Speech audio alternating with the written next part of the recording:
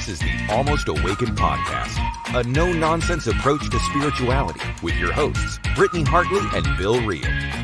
Here we dive deep into the wisdom traditions while acknowledging insightful breakthroughs in science, psychology, and human development. Our goal is to explore the good life and the very best of spirituality. No nonsense required. Check us out at almostawaken.org, where you can check out past episodes, make a donation, email us a question or comment, or find out more about the resources we shared. And now, today's podcast episode. All right. Britt, how are you? Good. How are you, Bill? Good. Off the air, we were talking about some things. Share the thing you were talking about first about the percentages, and we can... Yeah, so there's two kind of little rabbit holes that I've been playing this week, and usually we chit chat on, what are you learning and what have you been up to? And so two things that I've been kind of digging into is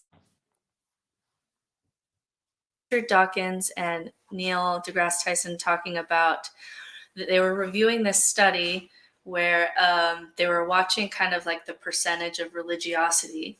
So in areas like the Bible Belt, the religiosity will be high, but kind of like woo-woo spirituality, however you define that, the crystals and the energy healing and spirits and paranormal and occult, all of that kind of world is very low in those areas. And then you go to like the Pacific Northwest, and, the religiosity goes down, but the kind of other forms of spirituality go really up. And the really curious thing is they go across the country and kind of did this survey, and they were reviewing this survey, is that the percentage stayed the same across the board. So like the percentage of whatever religiosity and woo-woo spirituality. And so the theory that they were discussing that I was super interested in was that maybe there's like a percentage of the human population that is more prone to what I would call just like imagination, like imaginative thinking. And that's not a bad thing. That's not magical thinking. Yeah, that's not like that the reason that we have excelled so much as humans is because we're able to imagine things and work toward that thing and do it in community, right? So it's not an insult that you're, that to say someone's more or less imaginative, but the like percentage stayed the same across the board, based on just kind of adding up the religiosity and, the other forms of spirituality. So that was a little... Yes. They believed was changed, but the percentage of people who believed in the unseen, yes, perhaps less rational versus the seen reality, rational in front of them. Again, we can argue what's reality, but that percentage stays the same.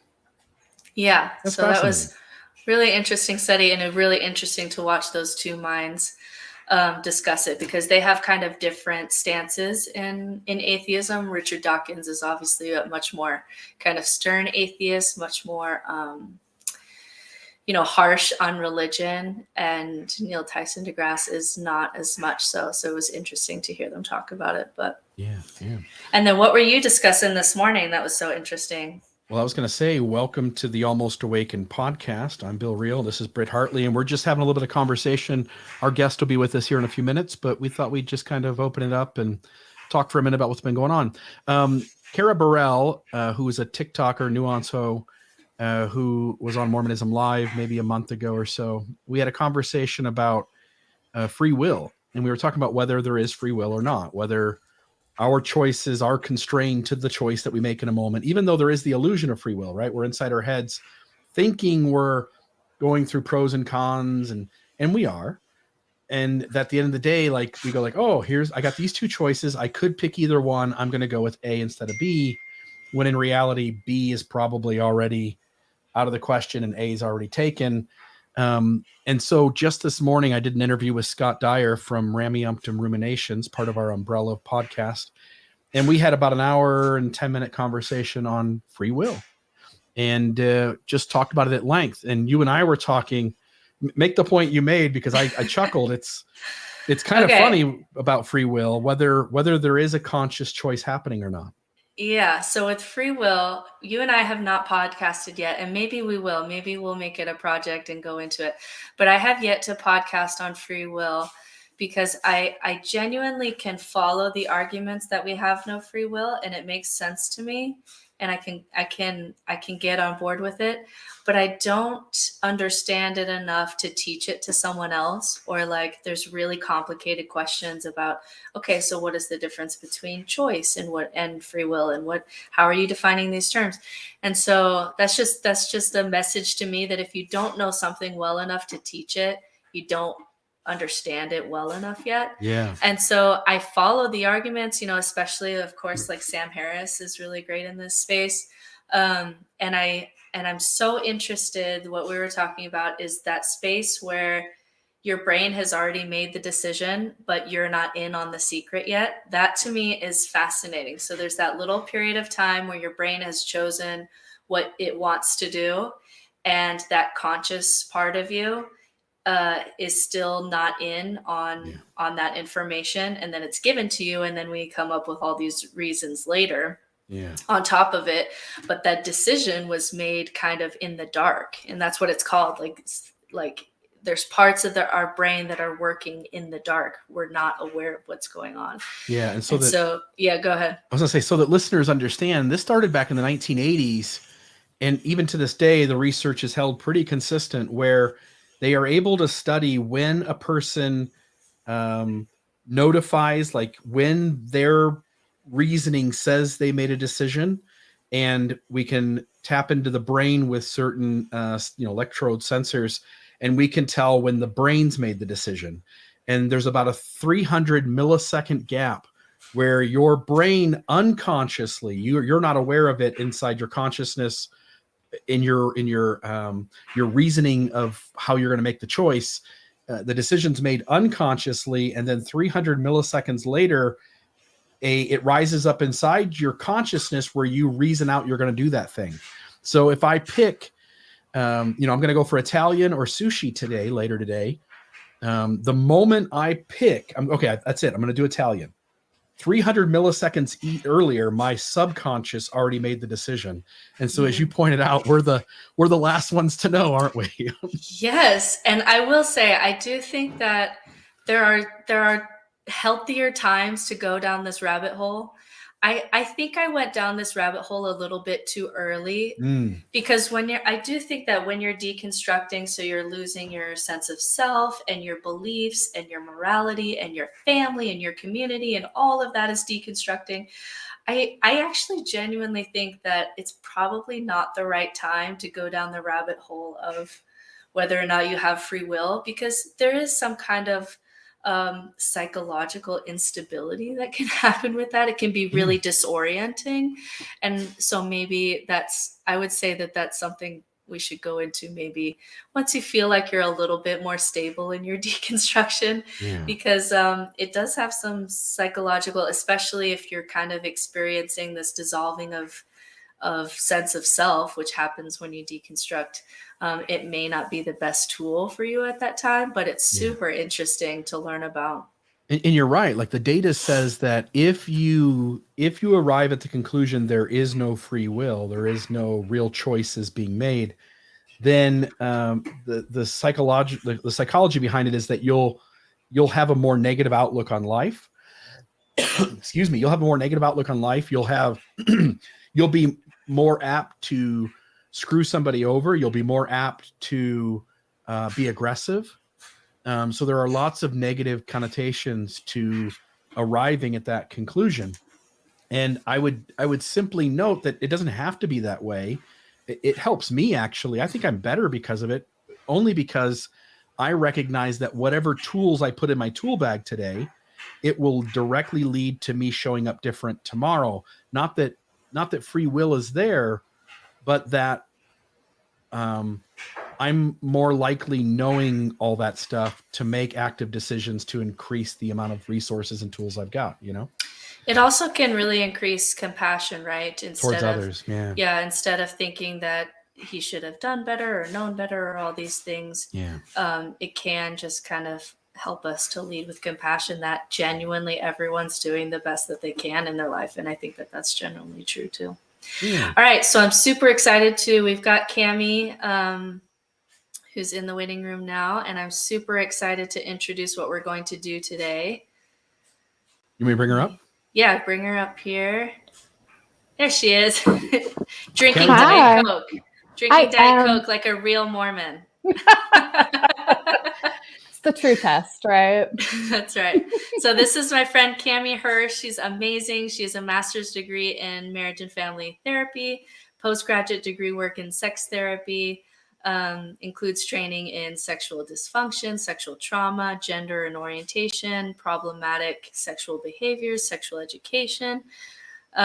She's the host of the Sex Therapy 101 podcast, and she specializes in all things relationships, sexuality, and spirituality, which is just so important. I know of a lot of people who have deconstructed, and I don't know a single, and we have like better ways to do this, and some people are like really good at really getting their core values up and running or whatever, but I've never met a single person after deconstructing some kind of Puritan religion say that like I totally intuitively knew what to do with my sex life and my body and all of that. Like we just need a lot of help with that. So it still feels taboo-ish, right? Like I'm gonna feel shame if I ask you about sex toys, or I'm gonna feel shame if I talk about touching myself, right? So Right. So we're super happy to have Cami on. And our first question is just why, after getting your degree in marriage and family therapy, why were you drawn to kind of sex therapy work? Why go into that field?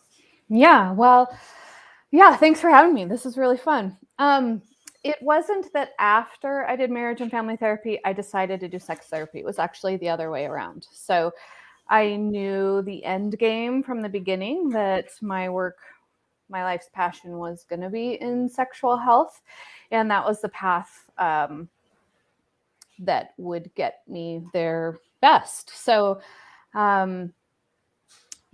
right now I'm about 8 months out from finishing my PhD in clinical sexology. So I'm hoping if you guys are kind, you'll let me add my dissertation research link to the show notes. Absolutely. I need 1,000 female participants over 30 to help. And we'll be taking a look at that with more research about sexual health and the religious background we come from and those outcomes. So it's even the point of my dissertation work, and not just my life's work here. So I think it just became very clear to me there's so much projection about me as a sex therapist, and all sex therapists deal with that projection. And I don't do this work because sex came easy. It's because I had to do all the unlearning and relearning, and it was really damn hard. And so I believe it's fixable. I believe it's adjustable. I believe it can be flexible. I believe we can make progress and have development in our sexuality. And so that's why I do the work that I do. And I think, some people, there's that assumption that, this came easy for people who are sex therapists, but most of us do work that we fought for, right? I think that's true with you, Bill. And I think that's true with you, Britt, that we often find our life's passion in an area where we fought pretty damn hard for the ground we covered.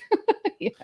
And I'll add, I think there's a little bit in your personality that likes the taboo and likes the strange. There's a little bit of that too. Yes, there is. That I'm not scared to go in some of those harder directions. Yeah, Bill's like, me too. I like it because when you really value creating spaces where humans get to be more vulnerable and get to be more of themselves, you go out of your way to be a little vulnerable yourself. Like, let me reveal something and let me make it safe for you to reveal something you want to reveal, because we're all begging to open up and have others see us. And it's such a hard thing to do, Yeah, I agree. Well, I wanted to kind of jump into with my first question. One of the things I notice is that in the religious tradition we all came from, you're taught to marry young. You really aren't taught to take your time and get to know that person really. Like you figure like, hey, I've been at BYU for 3 weeks and I'm ready to rock and roll. Let's get married. And the reality is, once you do that, once you jump into a relationship that's intimate, at some point you maybe realize that both of you were kind of pretending a little bit and you're not being yourself, right? And so at some point, if you're going to lean into this space of having a healthy sexuality, you have to learn how to negotiate. You have to learn how to let the other person know what your needs and wants are, and to sort out how they're going to meet those and how you're going to meet theirs. And I'm just curious what your thoughts are on negotiating within sexuality and what's healthy and what's unhealthy. Any tips or tricks for that? Sure. And I think we need to define what we mean by negotiation, because I'll use that word sometimes too. And then people think that we're coming to a table, business like negotiation. But when we're talking about negotiating sexual needs or the sexual relationship, we have to always make sure we're looking out for exploitation, that my desire to get my needs met isn't exploiting you with any form of power that I have here, whether it's the priesthood or whether it's I'm the breadwinner or whether it's, and so I think with a lot of my clients, before we can get to negotiation, we have to know ourselves first. And that's often the biggest obstacle for many of my clients, to know yourself sexually before you can come to this table and say, this is what I want sexually. If we're looking at this, this is the Almost Awakened podcast. So if we're going to look through any type of philosophical lens, it's very much that that Viktor Frankl logos therapy, those 4 existential crises that, Yalom talks about. And one of those is the isolation from self, right? And so that before we can negotiate our sexual needs, we have to overcome that existential crisis of isolation from our sexual self. And so that we can show up honestly. I think the church is unfair to both males and females in that case of giving permission to know yourself sexually, right? And to bring down that veil that that creates that isolation from ourself. All the thought stopping, all the watch your thoughts, words and deeds, all the turn off the radio, burn the CD, leave the movie.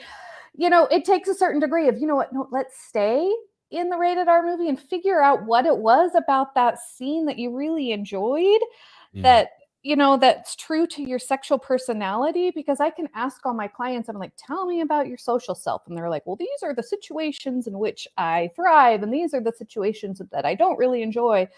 Okay, tell me about your intellectual self. Oh, these are the rabbit holes I really enjoy going down. Oh, I'm really not interested in this sector. Okay, tell me about your sexual self. And it's crickets, crickets, crickets, crickets, because we haven't allowed ourselves to take down that veil of the isolation from sexual self. And so you're like, how do we negotiate? And I'm like, well, a lot of the work I do, they want to start at negotiation, but there's still too much isolation from self to do that well. Yeah. That was a non-answer, Bill. No, that's okay. That's so interesting, though. That's so interesting. Yeah, there's so much shame on one side and often the risk of manipulation on the other. And really, every human being should be safe to ask for what they need and recognize that doesn't guarantee the other side's willing to give it, and they shouldn't have to give it. It should be, what can I do to help you have the best life possible? What can you do to help me have the best life possible? And people have their own triggers and issues, right? And so I think it's one of the most difficult things to do, is to have two individuals in a healthy way negotiate for how they both get their sexuality needs met and both feel safe. Yeah, and I think of it a lot like a Venn diagram, where this is me and this is you, and we're looking for the ways in which we overlap. But one of these, and I don't know if we can totally blame fundamental purity-based religions on this. I think some's in our American culture too, but this idea that love is you will complete me and you won't have eyes for anyone else, and sex is the ultimate expression of love, and these ideas that are not helpful when we bring our full self to the sexual table, that really there will be things in that Venn diagram that we don't line up on, there will be ideas or desires or erotic interests that we don't completely line up on. And the goal is, how do we maximize the Venn diagram and self-soothe ourselves when we realize there's going to be a part of our sexual self that maybe won't be satisfied with our partner, and that's super realistic. And I don't think that those ideas can completely be blamed by, purity culture, but I'm going to let it be partially responsible. Right. Amen. If the boot fits. No. But that can create so much insecurity in a relationship, because our idea is we should only have eyes for each other. We should complete each other romantically and sexually. And really, when it comes down to it, we start building our erotic map from the time we're born of, oh, mom wears certain shoes when they go out onto a date. Now, all of a sudden, black patent leather shoes are sexy to me. We just start storing these things away from the beginning when we start to observe that some relationships are different than another. And so it's really unrealistic to think that we will completely eclipse each other sexually, that we'll just line up. But it can feel really threatening to open our eyes and say, oh, there is a sexual interest we don't share. Okay, that doesn't say anything about me. It doesn't say anything about you. Thank you for sharing that with me. That is super interesting. And try to really maximize where we meet, make that Venn diagram as large as we can. And I've heard you say before the phrase, don't yuck someone's yum. Right? Yeah, that's a phrase that you use, and it stuck with me. And that's not mine. That's Alvernacchio. That's okay. Not mine, I remember you saying that, and I was like, okay, that's such a great little catchphrase. So if you are meeting with, two new clients who are married, and let's say that they have been raised in something similar to like a Mormonism or a Jehovah's Witness or a fundamental Christianity, and they just said, we've just lost our faith in the past month. We're trying to, explore our sexuality. What would you expect? This is such a big question, but what would you predict that these are going to be some common hang-up places as this couple is going on this journey of their sexual life kind of really expanding? What would you expect to see? Like, okay, I'm going to predict, if you had to everybody's different and there's going to be some unique places, but if you could predict some just kind of overall hang-ups, what would those places be? Yeah. The first one I would predict would be that, hey, this couple probably doesn't understand sexual health outside of a purity lens or a law of chastity, right? And so we'll go all the way back of just really securing the 6 principles of sexual health, which are easy to find podcasts and books on, which is, first, do we understand what consent looks like in a relationship? Second, do we understand non-exploitation? Third, we both have a right for protection from STIs and unwanted pregnancy. Fourth, there should be sexual honesty. Fifth, there should be shared values. And sixth, the goal is really mutual pleasure here. And so we'll go all the way back, and from, if someone's upbringing was like, don't touch it, you'll break it, as far as, masturbation goes, or don't watch it, it will destroy you, or, these kinds of tropes, we don't have really a foundation of sexual health to build on. And so I'll be looking for that, of be like, what does sexual health even mean to you if it's not a list of do's and don'ts? So we'll totally start there. My mom said the whole hairy palms thing. Really? Scared the hell out of me. Yeah, honestly. My husband got told he'd become an introvert. And I'm like, okay, so that shows in a charismatic religion what the worst possible thing to become is. Yeah, doesn't it? As an introvert, I'm offended that that's something to avoid. I'm more offended that you're offending introverts than the sexual thing. We know what led to that, Britt. Yeah. I guess Super funny. Super funny. Yeah, so I would start there. A lot of couples don't have a lot of education about mutual pleasure. because purity cultures define sex as a penis and a vagina, we really have a limited view as to the role of the clitoris in female pleasure. And it's, I mean, I'm saying it lightly, but it's heartbreaking for a couple to realize just how very little they knew about mutual pleasure, how very little they understood about anatomy and physiology. So we'd go, I'm kind of rambling. So probably first I will stop and say, hey, we've got to get a handle on the 6 principles of sexual health. Second, what do we know about anatomy and physiology? Probably very little. And then third is that isolation from self of your brain is your largest sex organ. Do you have any idea what ideas that you find sexually enjoyable? You know, because there's been so much, don't think about it. And if I'm not thinking about my partner right now in this moment, I'm committing some type of sin. When there are couples who have the potential, we have as humans potential to be sexually active, whether or not our bodies are functioning until the day we die, right? And we need to be able to access the creative part of our brain to find spaces in which we play together, even when we are soft in our 80s and there is not much color left in our skin or our hair, and we go somewhere together in our minds. So that is the second. That's a big obstacle I see for a lot of people who leave a purity culture is I have no idea what to do with my mind. And a lot of people saying, just tell us what to do with our hands, but really scared to know what to do with their minds in an erotic space. There's so much isolation from self there. I have a follow-up question, and I didn't send this to you, so this will be off the cuff here, but and I know that there's a lot to say about pornography, but in this process that you're talking about this couple learning what sexual health is, learning about their bodies, learning about what they like and don't like, in what ways does pornography help and hinder that process? Because I've seen women who like, hey, I watched Game of Thrones and now I have a better sense of what I like and don't like sexually. And then I see some people get really hung up by pornography. So what would you kind of advise there? It's a huge topic. That's like a 3-hour topic. I know, right? I know.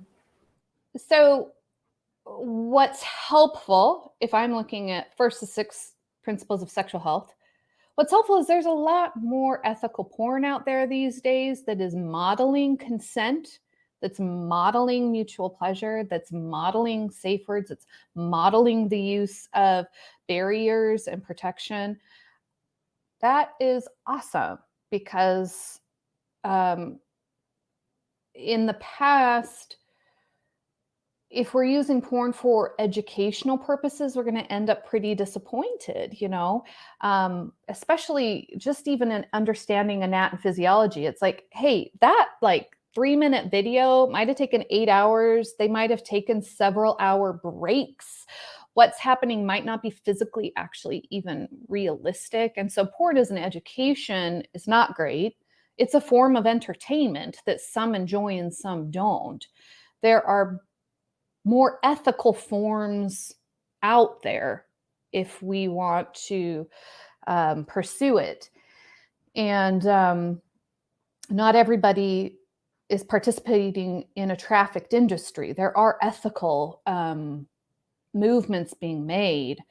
And so you're right, though, that sometimes when paying attention to eroticism that we're viewing or partaking of from entertainment can teach us more about ourselves. Of, ooh, I would never, that is not on my map, or there is something about that that's kind of relevant for me. Interesting. But I don't think there's like a black and white rule. It would be about the couple's agreements first. And we have to do a lot of groundwork before we can have that kind of discussion, you know? So interesting. Bill, I think you had the next question. Yeah, I wanted to ask in terms of, and kind of plays off of this. I mean, in me and my wife's marriage, we've been married for 25 years, and we've had a ton of fun in this arena. And it has really been on a constant basis, changing it up, doing something different, doing something new. And it feels like us human beings, we deeply crave variation. We deeply crave novelty, at least generally, if I'm not going to stereotype everyone, but generally. And I'm just curious what your thoughts are on what it is, or what people should think about or consider in order to bring in variation and novelty into the sexual part of their relationship so as to keep things fresh. Yeah, I'm looking something up real quick because I want to represent it right, and I'm forgetting the last one. But when we are looking at ideas that are erotic to us and that are interesting, it makes me think about Morin's book, The Erotic Mind. I don't know if that's on your top of mind or something you've read before, but he talks about these 4 pillars of sexual eroticism that most of us fit into, where one is playing with anticipation, can be more relevant to some than others. Playing with power is usually more relevant to some than another. Overcoming ambivalence is another very erotic idea of, no, I am sure, and what is the 4th? Okay. Do you edit this at all? Yeah, take your time. Okay. It's been interesting because, we came from this system, and the system really didn't prepare us. It kind of made me feel like once I got married on the sexual side of things, everything would just be great. Yeah. And, you get the honeymoon phase, which, is awkward, but generally it's great. And then you're trying to figure out kind of other things to do. And it's just over time, every time we've gotten to a moment where we got bored or it got mundane, we just sat down and said, hey, what is both of us thinking about that would kind of shake things up a little bit? Mm-hmm, mm-hmm. So anyway. Yeah. Okay. I found it. According to Morin in his book, The Erotic Mind, which is really great. The 4 cornerstones of eroticism, or this is kind of the recipe for hot sex. And you're using the term novelty, but I bet the way in which you do something new probably hits one of these 4 cornerstones for you or your partner, which is playing with longing and anticipation, playing with the violation of prohibitions or taboos, like in a different place, searching for power and overcoming ambivalence. And so a lot of times when it's like, we're talking about novelty, what's novel for one might be vanilla for another. So I kind of try to go one level deeper and say, which cornerstone does that hit for you? Is it the violating a prohibition, that a new toy or going into Adam and Eve together, that increases this prohibition that starts the erotic charge? Or is it the longing and the anticipation? Is it, and so when that might be going like a level deeper, for not just trying something new is going to be enjoyable for every couple. It's probably going to be enjoyable if that's hitting one of those 4 cornerstones for them individually or collectively. What was the 4th one? I heard the playing with longing. So it's longing and anticipation. Yeah. 2nd, violating prohibitions. 3rd, searching for power. And 4th, overcoming ambivalence. Overcoming ambivalence. Yeah. Mm-hmm. Cool. I'm just making notes of these, and I'll send this out into the chat with all the viewers as well, so that they can see that. Yeah, it's a great book that, some people, the title is just too much to even have on their Kindle or on their shelf, The Erotic Mind. That feels really scary to not in the real household. We'll check it out. I do love, like, by giving language to those things, because I've never heard, Bill's just talking about just kind of this overall novelty, and you've broken it down into 4.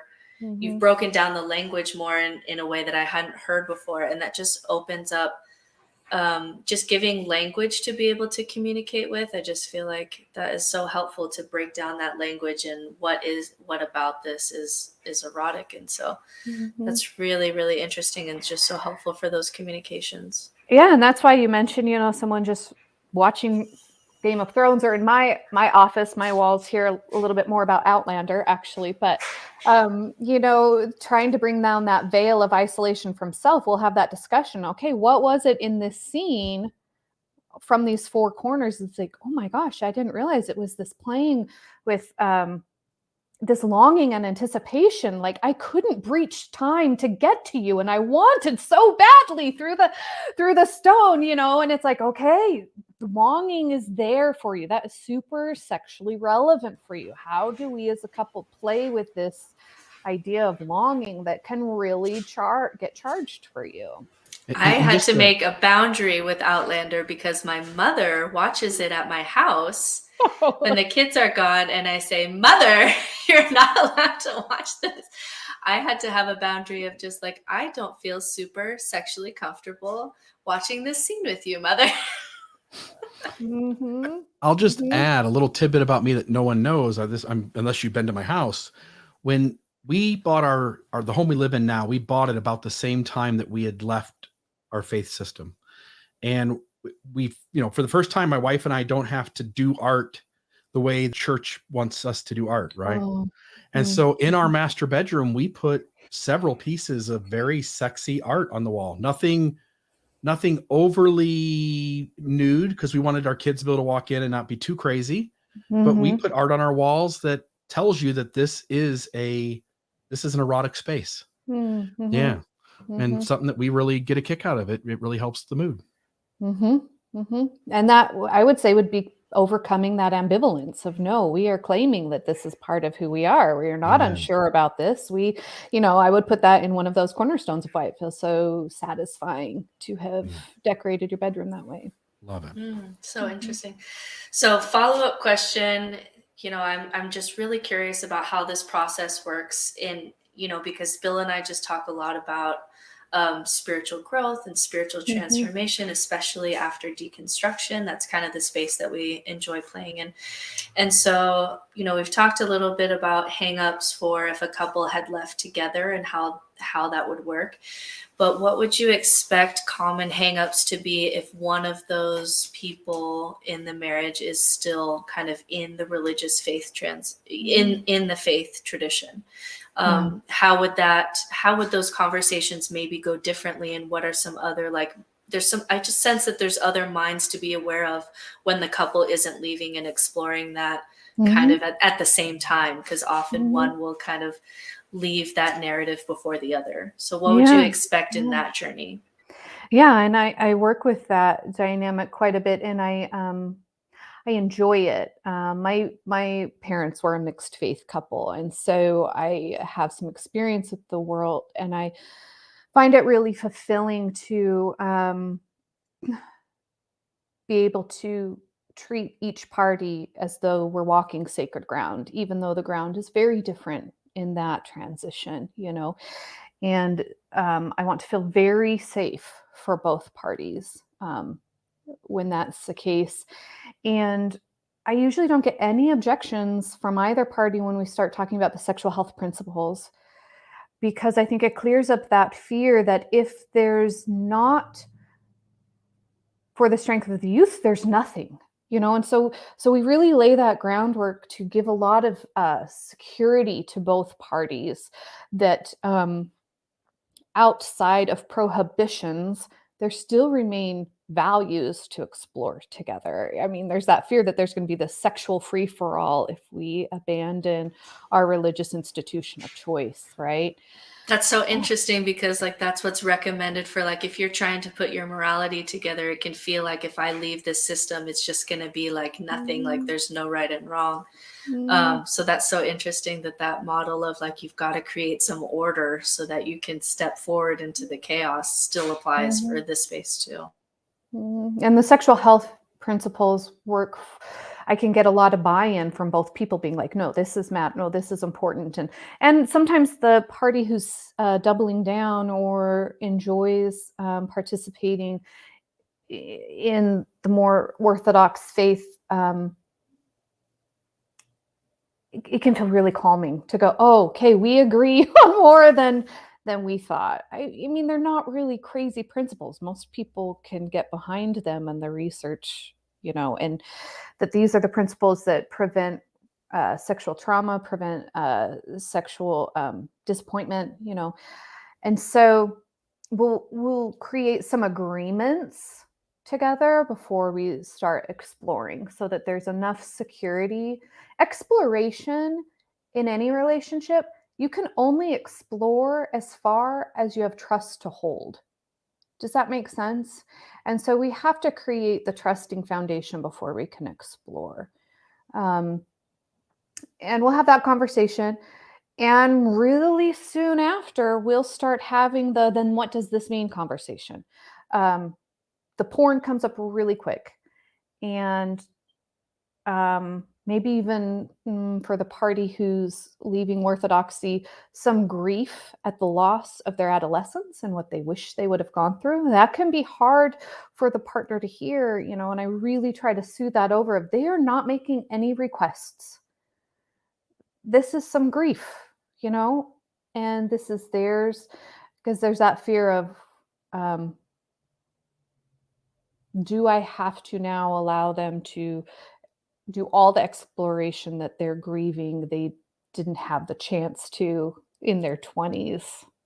I mean, church kind of knows what they're doing. That decade of, if we look at psychological development, just human development, those 20s are really important to internalize your individual authority. And we send everybody on missions and we get them married, and we really stress the importance of outsourcing that authority, and so there's totally a repressed development that you have to go through, and that can feel threatening. And so we start to have those conversations. Pornography, grieving the loss of the adolescence that we wish maybe we would have had, those kinds of things. It just really lines up with just other areas that Bill and I have talked about in the past, where, we talked to one, religious trauma expert who just really talked about deconstruction is all, especially for women, your inner child, your inner voice that was squashed down so young, so young. And you really have to go back and reparent yourself at 5, 8, 10, and you just have to kind of regrow, allow that repression to kind of regrow up, and it's painful and there's a lot of grief there. But we've talked about that for other areas of spirituality and inner voice and inner child work and shadow work and all those other things. So it's interesting. Sexuality is not that different. Yes, it's a part of that. There was something stopping me from kind of growing up in a natural way here, where you have to go back and kind of regrow up. What do you like and what you don't like? When you first leave, I don't know. You have no idea, because I just remember, you're supposed to just be asexual, and then you get married and boom, you'll just be a blossoming sexual creature. Yeah. And it can be really painful to watch our partner do that, because we can feel excluded from it. It can be lonely. But one of the principles I'll really try to work on my couples with is learning to take our partner seriously without taking them personally. To be like, oh, they are grieving a loss here. Let's take that seriously, but we don't have to take that personally. You don't have to fix this for them. We don't, that we can see the pain that they're going through and take it seriously, but not take it personally. I think more so for women in the church who that sexual responsibility was kind of thrust upon our shoulders as the gatekeepers. We want to take that on, and it's still giving ourselves permission that we don't have to take this on, but we can take it seriously. We can deal with it compassionately, but you can still stand in your own ground if we're in a mixed faith. Even if it's not a mixed faith marriage, couples do this differently. I've seen couples both leave the church, but very differently leave the church. So the leaving together, the staying together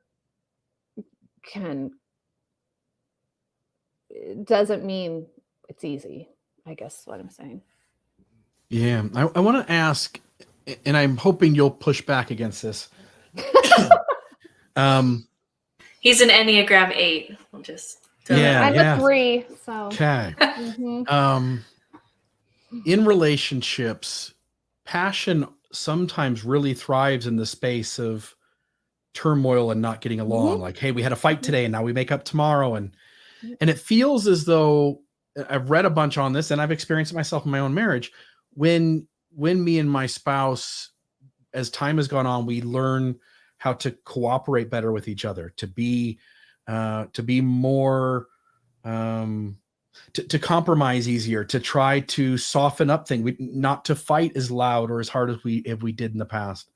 And sometimes that also seems to kind of kill the passion a touch. Like there's this person who you love and trust and everything is so good and warm and fuzzy. Like once you have that trust with somebody that they show up in ways that are supportive of you almost all the time, it feels like passion sometimes is a tricky thing to kind of hang on to. And I'm just curious what your thoughts are, because we want both, right? We want to have a dependable, loving relationship that's super healthy, and we want the push and pull of a dynamic sex life that sometimes those two seem to kind of be in contradiction with each other. Yeah, they are. Any thoughts? Yeah. You're using some words. If you were talking to Esther Perel, she'd be saying this is the paradox of wanting our partner to be the anchor and the wave simultaneously. Yeah. If Jennifer Finlayson Fife was talking, she'd be saying this is where we're seeking for differentiation, where we're balancing our individuality with our emotional connection. And whenever one of those gets out of balance, it affects the sexual relationship. So what you're recognizing is a very applicable paradox in the relationship and sex therapy world. And, I don't know where it came from, if it was in our psychology, if it's God, I have no idea if this was evolution, but the more we are in a caretaker role of somebody, the less we have the capacity to eroticize them. For that, I am extremely grateful. For whatever it was that created this, as we take care of our children and as we take care of our parents and as we take care of clients, and it is really fantastic that the more we are taking care of them, the less easy it is for us to eroticize them. It's great in all of the other areas except for our marriage. And so in that case, we have to be doing this balancing the emotional connection with our individuality, right? My husband will come home and be like, he is most sexually charged when he's gone and hit a home run and played softball. I think he's okay with me saying that. When he's when he's had this time to really be an individual and feel his body. And so there are times for caretaking, and the more we are in that role, the harder it is to eroticize each other. That goes against some of what we learned in the church, that we are to steward one another, that we are to take care of one another. And it is really funny that the more we do that, we think, oh, we're so emotionally connected. And you can have sex can look all different kinds of ways, right? It can be that passion up against the wall. It can be the sad someone just died, we're crying. Sex can look a ton of different ways. But when you're saying the more we're connected emotionally, the harder it is to tap into that passion. It's because the passion is, I want something and I want it with you or from you, or, and I'm going to take it. And some people are much more comfortable in that realm sexually than others. Yeah. Just that when things become dependable, when things become consistent, when things become steady and it's much more healthy and there's just less angst or turmoil, it just feels like it's really easy for the passion to slide while the rest of your relationship seems to be getting better. And I think it would be what we're defining passion as, Yeah. because that might be the role in which you find the most sexual enjoyment. And there's going to be someone else listening to the show who's like, I don't really like that. That doesn't do it for me. I prefer the, and so it's like trying to have a talk about sex like food. Be like, do you like food? It'd be like, yes. It's the kind of food we're talking about, right? Yeah. And for a Yeah. lot of women who sit on my couch and are like, I don't like sex, I'm going to wait a few months before I say this until we have enough trust and exploration together. But you might not like the kind of sex you're having, because it's like saying, I don't like food. I'm like, okay, you might be being offered seafood and hate it, right? And so when you say the passion changes, there are different kinds of sex that different people find most satisfying. Yeah. I want to put up a comment from a listener. So let me get rid of the little screen thing there. AW says, maybe I missed this, but how do you integrate raising children with teaching, expressing sexuality in the home? Religion is exerting control. How can parents exert control properly? Like, kids do need boundaries.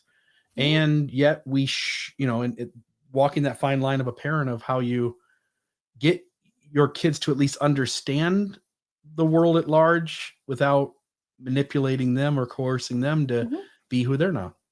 Yeah, a lot of us are wanting our kids to have a different experience than we had, but we don't know how to go about that. Yeah. And two ideas. One, we start teaching sexual health values. Consent starts so young, and it has nothing to do with sex. It's just, you're the owner of your body. You want a hug? Nope. Okay, awesome. It doesn't mean, why don't you like me? We're not going to start throwing those kind of manipulation tactics at them, because these sexual health principles aren't something I came up with or something some other therapist came up from. These came from the World Health Organization, as a whole in the universe, we exercise these 6 things, we reduce sexual trauma, we reduce sexual harm. So I start there. These are the safety skills that our kids need. And also, there's totally a place for what's appropriate, but I use that word very differently than the church uses it. I don't mean what's sinful. When I say inappropriate, I mean what the level of readiness is based on a child's development. So if it's appropriate, meaning, is this their level of readiness? And there's fabulous books out there. I really like the ones I'm turning around by Robbie. What's Robbie's last name? Robbie Harris has really wonderfully sex positive books based on readiness. I'm sure you've heard before. I love what the UUA does. They have, it's called OWLS. It's Our Whole Lives. I went down and trained in that curriculum. Totally age readiness with sexual values, which is we're teaching, and that's another conversation to have, right? So when we're talking about values, we're not talking about behaviors. And that is something that people coming out of an Orthodox religion don't understand, is you might find abstinence important, but it's not a value. That's a behavior. And if you pull up a big list of values, one person in a marriage might value abstinence because their personal core value is obedience. And another might because their personal core value is safety. So we might be making the same thing really important, but from a different personal value. And so when I'm talking about, shared teaching our kids sexual values, I'm not talking about sexual behaviors of we do this and we don't do that. We're talking about being honest, being valuing consent. So that is a conversation that gets really, really messy when we were presented with the For the Strength of the Youth handbook as here are your values, and they were not values at all. They were behavior prescriptions.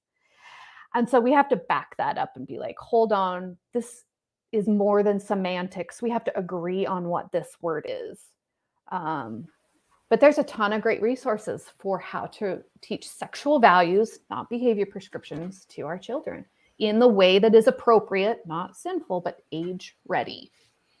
That's so interesting, because you're right. We were given a list of behaviors, right? So you start dating at 16, you wear these kinds of clothing, you date in this specific way. And we were told they were values. These, every Right. every standard, and that God really cared about, these values, right? And they're not values, they're behaviors. Right. And that God really, really especially cared about these things. So it's just a lot to put on a teenager. And then you'll get married, and then you'll be having great sex within that marriage thing, but like holy sex, right? Like you'll still, even after you're married, it's like, you have that thing in the 80s that says like, we don't do oral sex over the pulpit. And, so it's just, you're right. That was all behaviors and prescriptions, and none of it was value driven. So interesting.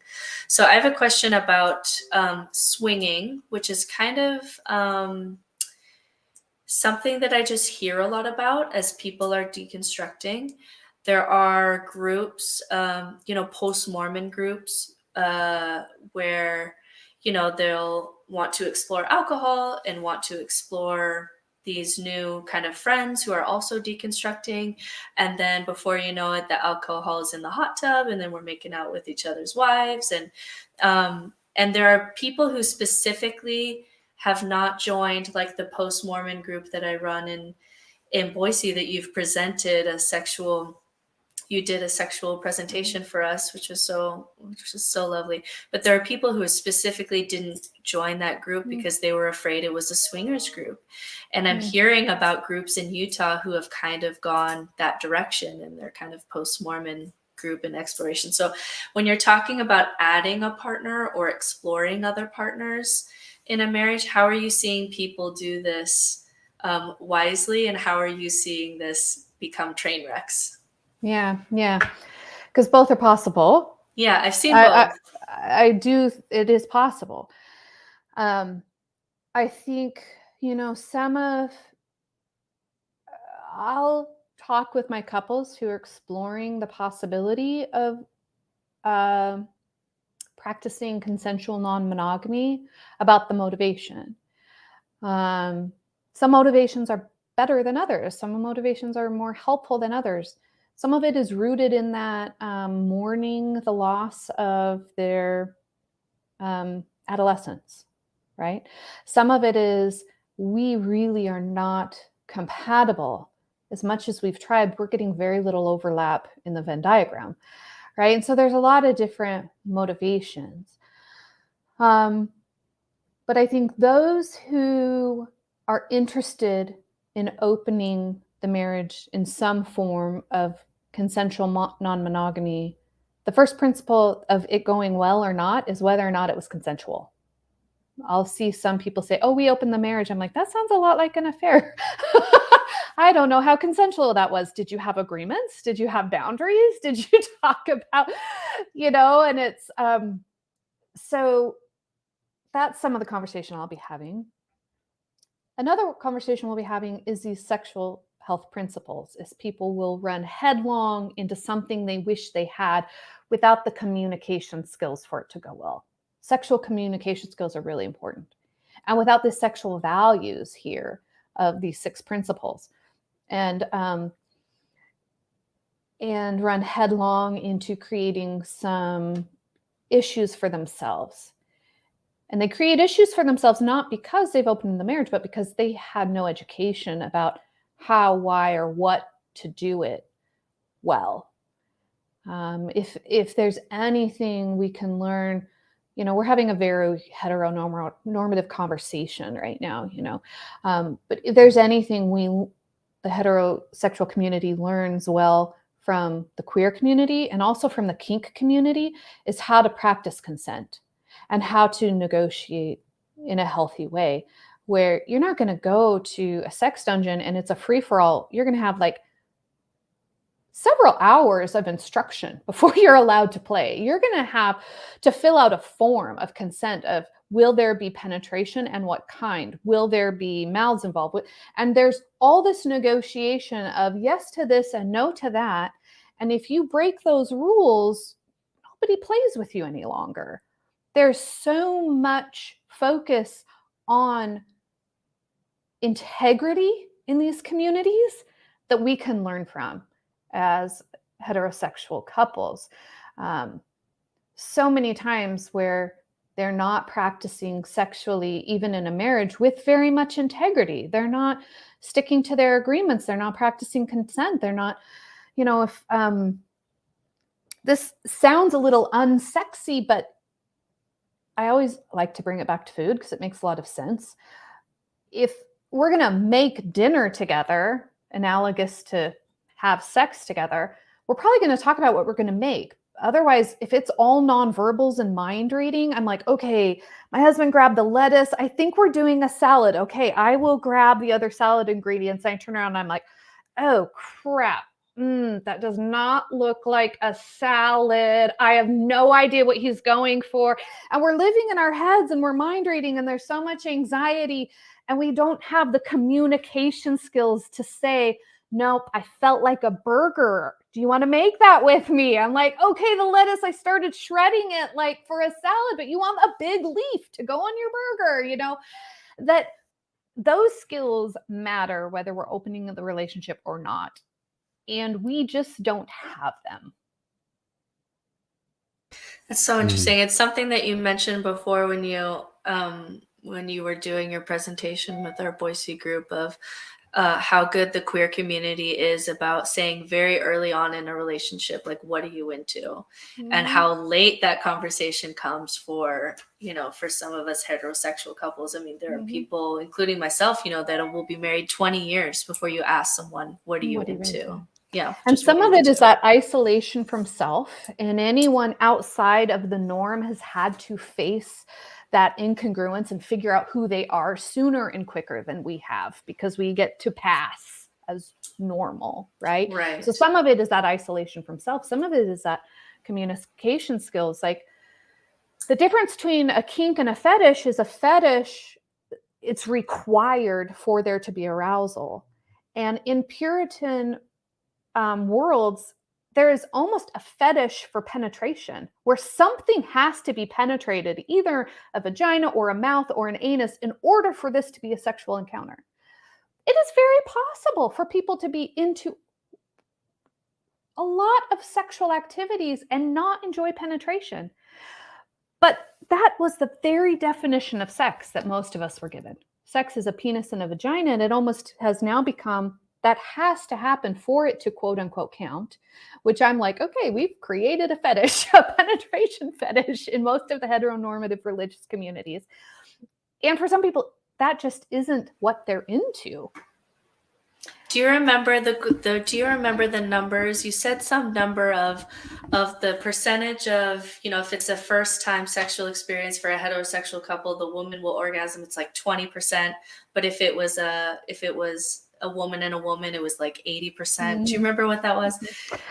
I don't. It's what we're talking about now is more in Lori Mintz's research, and she's the author of the book Becoming Clitorate, and everybody should read that, whether you are a vulva owner or you love a vulva owner. But yeah, that there is a lot more sexual satisfaction in those same-sex relationships, as far as understanding how anatomy works. So interesting. I maybe to hit on this ethical non-monogamy stuff for just another moment. The marriage divorce rate, among kind of just heterosexual husband-wife kind of marriage, it seems like it's just below 50%, if I'm not mistaken. Does that sound about, am I all right? Yeah, and it's not increasing. I mean, the church wants to tell us it's increasing, but it was actually highest at the 80s. Gotcha. So let's say high 40s, mid 40s, somewhere in there. And people now jumping in, because people were sold a certain way to live their life as if that's the way everyone should. And so it seems very natural for people to explore this space. For those who do, I mean, it would feel to me, it would seem to me that the numbers would be much more likely in terms of, I don't want to say dysfunction, but things going south, things going wrong once you bring more people in. Any thoughts there? I mean, are people experiencing success with ethical non-monogamy, or is it, I mean, it sounds fun, but is it really worth the risk? Is there a serious chance that you're going to screw up the relationship you have? Or is the divorce rate essentially the same? Well, it depends. And so we're talking about this in general when if a couple was wanting to open the relationship, we'd be talking about the agreements in 4 different areas. Picture a quadrant here, okay? One would be, what are our agreements sexually? The other quadrant is socially. The other quadrant is romantic or emotionally. And the other quadrant is practically. And so we're having discussions about who of these other people can go where. So the primary relationship is often the original couple, and they have an agreement. We can go to all of these 4 quadrants together. All 4 of these quadrants, we can be emotional and social and sexual and the practical, meaning the bank accounts and the soccer games. So when we open a marriage, the discussion is, does this third party get an all access pass to all 4 of these quadrants? Usually no. Okay. So they may be opening it to, it is just sexual, and here are agreements. Maybe it can't trump or replace our relationship. Or if they find out late in life they're in a mixed orientation marriage, hey, someone really is asexual, that, we have these agreements. So I think when it goes south, it's because there hasn't been a lot of consideration, and there haven't been these agreements about where does this third party, where are they allowed to exist in the relationship? Where are the boundaries of where they're not allowed to exist? And usually we have those conversations about those 4 quadrants. I have seen it go well a couple of times. I have seen it not go well more than that. And that was kind of my hunch, was that it was the human emotions that are difficult to traverse seem like they would be much more prevalent in these kinds of situations: jealousy, anger, hurt, betrayal. Mm-hmm. I mean, those things come up enough in a monogamous marriage that when you bring when you bring in another person, it feels like you're going to really have to be in tune with how to have a conversation that's healthy, how to voice your concerns over hurt or something having not gone the way you thought, and the other person being able to respond healthy back. It just seems like that'd be really difficult. Yeah, I'll say a lot. The people who open their marriage are talking more about sex than they're actually having sex. These conversations are hours and they're difficult. There is more talking about the sex than there is having the sex. Yeah. There is a couple, though, that they changed my mind on this, where she was bisexual and he was heterosexual, and they really had all of these conversations and boundaries in place. And so really it was, I just got to watch them flourish as a couple, as she was able to be more of her authentic self in the marriage by having this other piece sexually. And she really changed my mind about what is possible when 2 partners are able to have these kinds of conversations. And so it is really interesting to see the people who have done it. And it is a lot of work and a lot more talking about sex than having sex. It was really interesting to watch her flourish. Being able to add that piece. It was being able to add, there's a part of me that's missing in this marriage. That's why I always want to know about the motivation. It takes incredibly mature people to make it work, and I think it can work, but a lot of times it's being driven by the motivation of, I feel really sexually repressed, and so I want to explore, and I'm like, do we have the maturity level and the skills for this to go well? Also, I think when we start to bring down that curtain of isolation from self, and people start to realize, I do have fantasies about other people, and I do, then we have to be really clear, that might not be a request that might not be a move to open the marriage. That the wonderful thing about fantasy is most people enjoy the fantasy because in their brain, they're completely in control of it. And so it goes how it should every time. And the goal isn't let's make all my fantasies come true, because that often kills the fantasy. Now I'm no longer in control and things went sideways. And so, a really good book for that, for people who are just starting to pay attention to what's on their erotic map.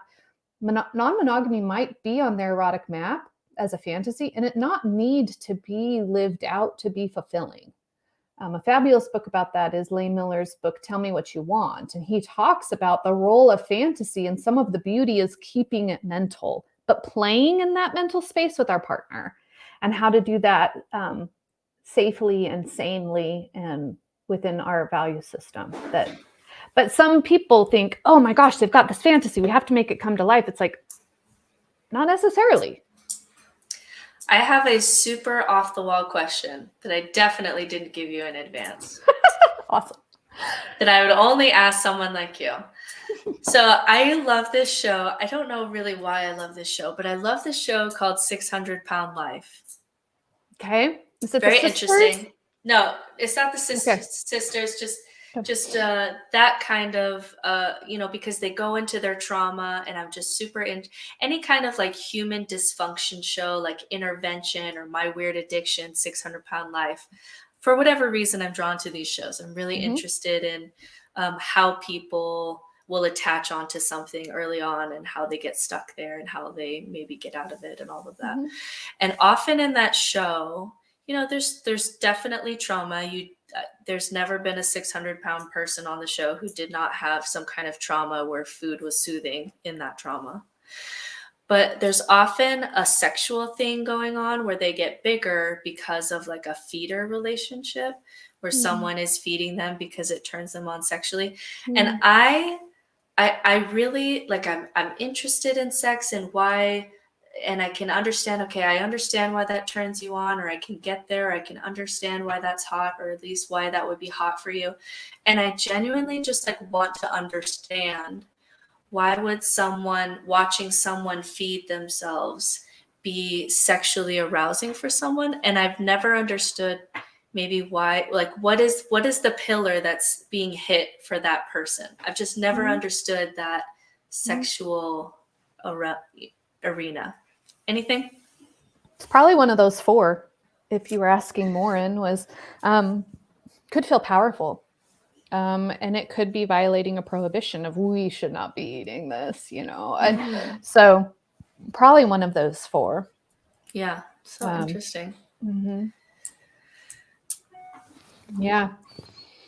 It's fascinating stuff, and I would love to do this again if we want. It's hard to hit this all in an hour, breaking down sexual development and sexual health coming from a Puritan structure. One idea that I did want to mention that wasn't necessarily in one of your questions, but one of my favorite books is called Sexual Intelligence by Marty Klein, and talks about this lifelong erotic life, free from what our body can and can't do, right? Because there's so much misinformation or assumptions that, okay, if you lose your capacity to have an erection, you can't have an orgasm. No, you can have an orgasm without an erection. You can have an orgasm without a prostate. You can have, all these ideas about how we have lifelong relationships if there's things like cancer and aging and bad hips. And it's a really, really excellent book that focuses on, rather than focusing on the performance aspect of sex, focusing on connection and pleasure. But one of the quotes in that book that I really love, that I think we hit on a lot coming out of the Puritan culture, is if your definition of sexy doesn't include you, we're in trouble. And so we do a lot of how can you access yourself as a sexual being? Is your definition of sexy so restrictive that it's you when you had a 16-year-old body and a 16-year-old bikini? It's really opening up these definitions so that we can be included in them. And that is very, very tricky coming from a Puritan mindset, because there's been so much work to not identify ourselves as fitting in the definition of a sexual being. That's so good. If we were to do another hour with you, I would love to go into that, because I just, especially for women, that is just, I see that influence a lot. My last question, and then Bill, if you had anything, and then Bill and you and I can talk after Cami has to hop off here, is I know kids need picked up. I know. My last question would be, so sometimes like you'll be in this orthodox place and it's super restrictive, and then there'll be this kind of pendulum swing to I can have sex whenever I want with anyone I want anytime. And what would you say is something that the hookup culture is missing when we're talking about pleasure? Because I think sometimes I read something that said, our young women should be having better sex than they're having. And there's some things about hookup culture that is not serving them, even though it's a reaction to this restrictive. So what, if we were to bring the pendulum back, what are things that hookup culture is really missing when you're talking about pleasure?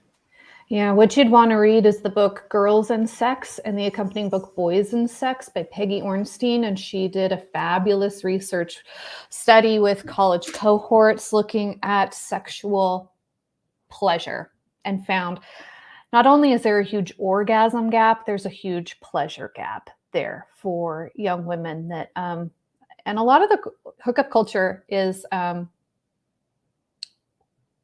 focused on, giving head or blowjobs or going down, but it's almost never reciprocated. And so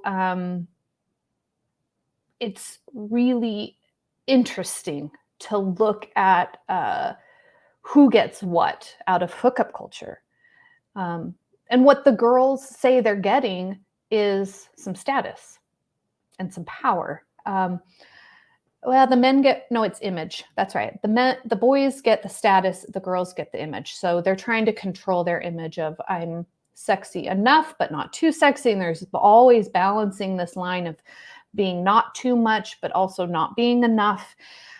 And it's a fantastic look at hookup culture for the co-ed population, with some statistics, and she concludes the book that, back in the 1950s, America found itself at the same place that the countries in the Netherlands did, of how are we going to teach sexual health? And they decided to go into a complete sexual health program, and we decided to do abstinence only.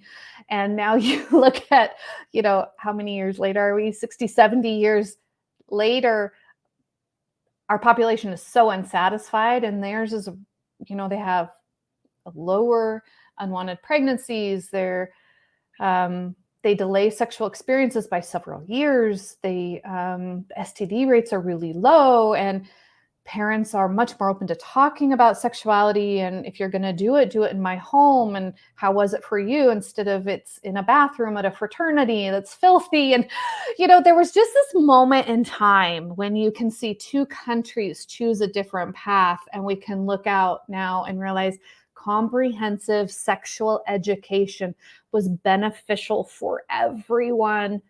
And America didn't take that route. We took the Puritan route. We took abstinence only education in our schools and our churches, and we're paying a huge price for it. But it's really hard to admit that was the wrong choice.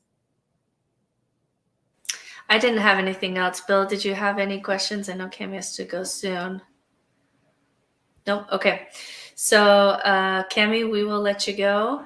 And thank you so much for all of your wisdom. And you're just such a great friend and such a mountain of wisdom. And we will have you on again to answer all of the follow-up questions that we have, that I know that I have, that we didn't have time to go into. I know that was like a lot in an hour. So thank you. Anytime I can hang out with you, Britt, I want to. I love all the opportunities. And Bill, it was good to meet you. Your voice kind of lives in my brain. So it was good to have a conversation face-to-face with you too. So And if you don't mind, I would really love participation for my doctoral research. That link should be ready next week. Are you guys open to putting it in the show notes? And Yeah, so we'll put it on the show notes, and we'll put it on our Facebook pages too, That and would try to be get as so many great. people as we can to support you, and we'll always be here to support your work. So That would thank be you so really much, Cami. meaningful. Thank you. Okay, All we'll right, talk soon. have a good one. Bye. Okay, bye-bye.